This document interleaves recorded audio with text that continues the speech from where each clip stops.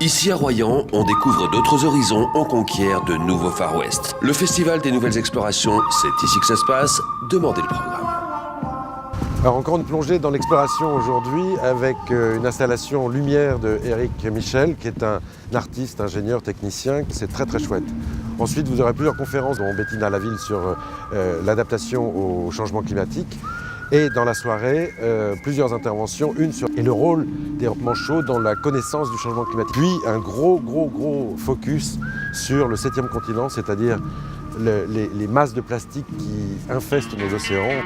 Royan baigne dans la douceur de l'été indien, 20 degrés aujourd'hui. Il faut dire que la planète se réchauffe. Et en France, ok, on n'a pas de pétrole, mais en revanche, on a des idées. L'espèce humaine a un nouveau défi, c'est s'adapter à des conditions de vie tout à fait anormales, mais pas en 1 million d'années, mais en un siècle. Ma thèse, c'est que l'adaptation qui parfois fait sourire des écologistes en disant si on s'adapte, ça veut dire qu'on renonce à lutter contre le changement climatique. Pas du tout. L'adaptation, c'est peut-être la plus grande exploration de notre époque. S'adapter, c'est donc explorer les solutions pour le monde de demain. Le programme nous emmène aussi vers un continent étrange et jusqu'ici méconnu.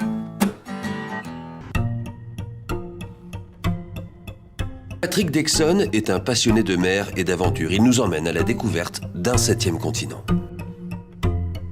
On va découvrir un continent, malheureusement, puisque ce n'est pas un continent qui est vraiment le bienvenu. C'est un continent de plastique. Alors ce n'est pas un continent de plastique en dur où on peut planter un drapeau et marcher dessus. C'est un continent qui s'est constitué de microparticules. Et si on l'a appelé continent, ce n'est pas par sa densité, mais par sa superficie de zones polluées par les microparticules de plastique. À bord de ce catamaran, il part en 2009 à l'assaut des continents de plastique. Une taille de 6 fois la France pour le Pacifique, 2 à 3 fois pour l'Atlantique Nord. Des superficies inquiétantes qu'il part étudier pour mieux les connaître. Objectif, faire l'état des lieux de ces pollutions, les montrer au grand public, les sensibiliser aussi sur les 30 millions de tonnes de déchets déversés dans les océans. Un travail qu'il mène aux côtés de 80 chercheurs et 13 laboratoires pour comprendre les impacts sur l'environnement et la santé. Mais il propose aussi des solutions. Oui, heureusement qu'il y a des solutions. Alors les solutions, c'est pas forcément en mer qu'on va les trouver. Ramasser ce plastique dans les océans, pour l'instant, on n'en a pas les moyens techniques, puisque ce sont des microparticules de plastique, voire des nanoparticules, 30 000 fois plus petits que la taille d'un cheveu. Donc ramasser ce plastique dans les océans, la seule solution, c'est d'éviter qu'il arrive dans les océans.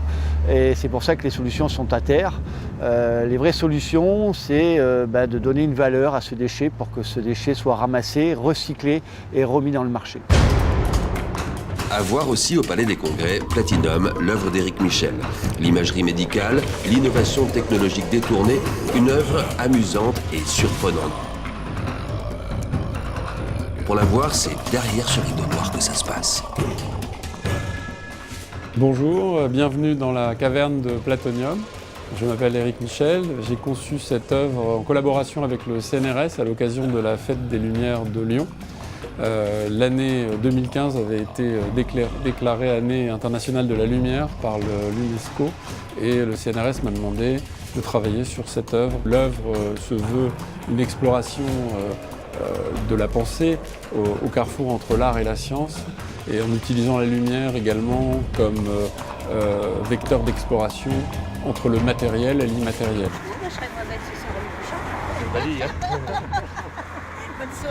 Et le Festival des Nouvelles Explorations continue ce week-end à Royan.